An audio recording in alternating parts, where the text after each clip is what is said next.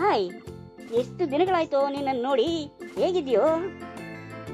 ಹೌದೌದು, ಅಂದ ಹಾಗೆ ನಿನಗೊಂದು ಪ್ರಣಯದ ಇತ್ತಲ್ಲ, ಅದೇನಾಯ್ತು?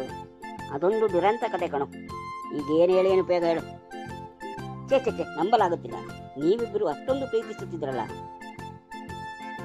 ಅದು ನಿಜ. ಆಗ ಆ ರೀತಿ ನಡೀತಾ ಇತ್ತು. ಒಟ್ಟಿಗೆ ಟೂರ್ ಮಾಡಿದ್ದೇನು, ಸಿನಿಮಾ ನೋಡಿದ್ದೇನು, ಪರಸ್ಪರ ಮನೆಗಳಿಗೆ ಆಹ್ವಾನ ನೀಡಿದ್ದೇನು, ಆಮೇಲೆ ಹೋಟ್ಲುಗಳಿಗೆ ಹೋಗಿ ರೂಮ್ ಮಾಡ್ಕೊಂಡಿದ್ದೇನು. ಅಂತಹ ಜನರಲ್ಲಿ ಈಗ ನನಗೆ ಇಂತಹ ಮಾತು ಕೇಳುವಾಗ ಬೇಸರ ಆಗುತ್ತೆ ಕಣೋ.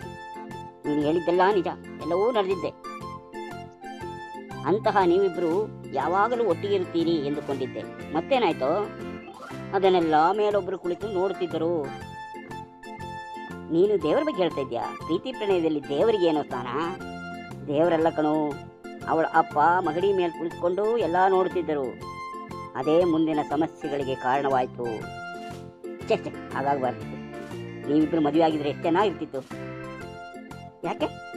ಅದೇನು, ಅವಳನ್ನ ಬಿಟ್ಟು ಹೋಗ್ಬಿಟ್ರಾ? ಅಥವಾ ಅವರ ತಂದೆ ಅವಳನ್ನ ಬೇರ್ಪಡಿಸಿ ಬೇರೆ ಯಾರಿಗಾದ್ರೂ ಮದುವೆ ಮಾಡಿಸ್ಬಿಟ್ರಾ? ಹಾಗೇನಾದರೂ ನಡೆದಿದ್ರೆ ನಾನು ಸಂತೋಷ ಪಡುತ್ತಿದ್ದೆ. ಆದರೆ ನಡೆದಿದ್ದು ಬೇರೆ ಎಂದು. ಹಾಗಂದ್ರೇನು? ಏನಾಯ್ತು ಹೇಳು. ಅದೆಲ್ಲ ಹೇಳಿ ಈಗ ಏನು ಉಪಯೋಗ? ಅವಳೇ ನಿನ್ನನ್ನು ಬೇಡ ಎಂದು ಹೋಗ್ಬಿಟ್ಲಾ? ನನಗೂ ಆಸೆ ಇತ್ತು. ಮತ್ತೇನಾಯ್ತು? ಹಾಗಲ್ಲ ಕಣು, ನಾನೇ ಅವಳನ್ನು ಮದುವೆ ಆಗಬೇಕಾಯ್ತು. ಬೇರೆ ದಾರಿಯೇ ಇರಲಿಲ್ಲ. ಕೊನೆಗೆ ನನ್ನ ಆಸೆ ಆಕಾಂಕ್ಷೆ ಎಲ್ಲವೂ ಮಣ್ಣಪಾಲಾಯಿತು. ಅರೆ ಹುಚ್ಚ, ನೋಡಿದ್ರಲ್ಲ ಈ ಕತೆ.